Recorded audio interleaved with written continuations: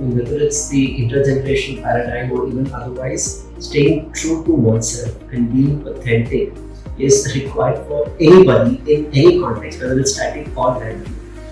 All of us are tuned differently, all of us are geared differently.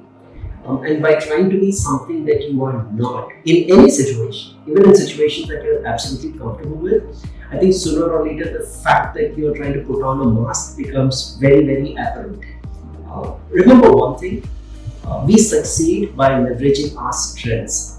And your strengths come to fore only if you're truly true to yourself. Again, in any situation, static or dynamic, I think it's a very natural way we deal with situations. And hence, whether it is a context of intergenerational paradigms, disagreements in the workplace, or even family discord, the only way out is always, always, always be true to yourself and be natural.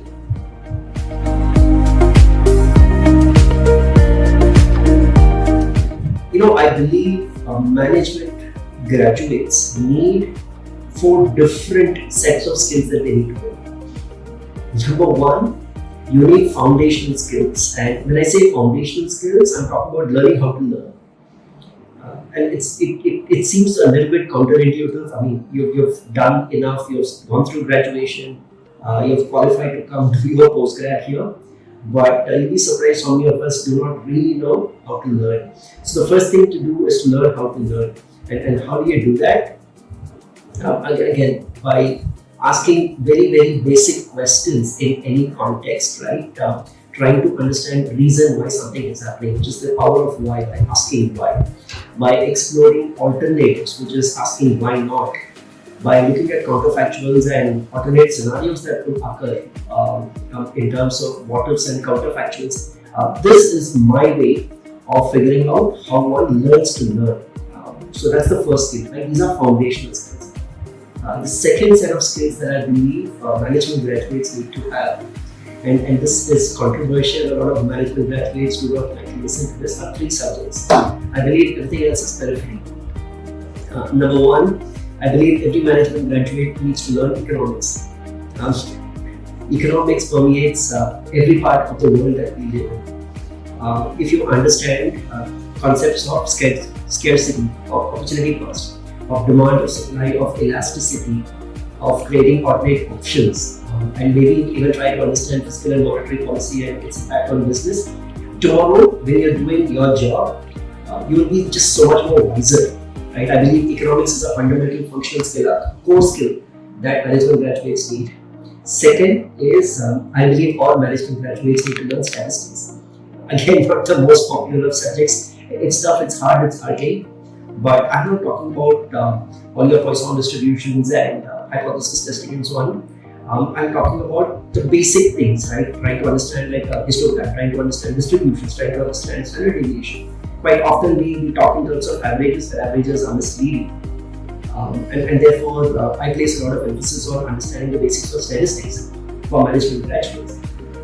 And a third subject that I think management graduates need to learn is psychology. Why psychology? Because at your workplace, in your future, you're always going to be dealing with people.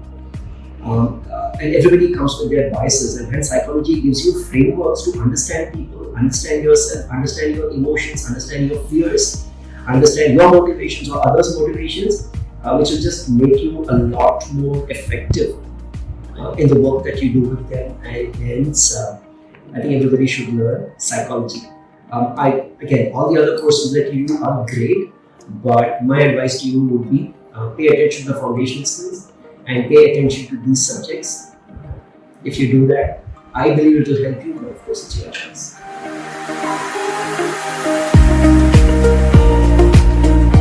For the sessions this morning have been truly enriching to talk about the implication of this intergenerational work paradigm. Where you pretty much have 4 different generations coming from completely different contexts, completely different perspectives, and a completely different set of expectations of the work and of each other and of their personal life, trying to come together, collaborate in the workplace.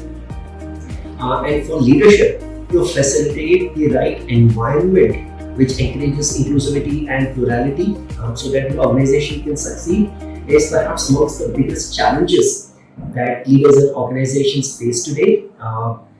Very, very interesting perspectives on modes of communication, the kind of respect that you give each other, the way expectations are set with each other, the way you figure out the right platforms to collaborate. Lots of very interesting learning and implication that I will definitely take away from this morning.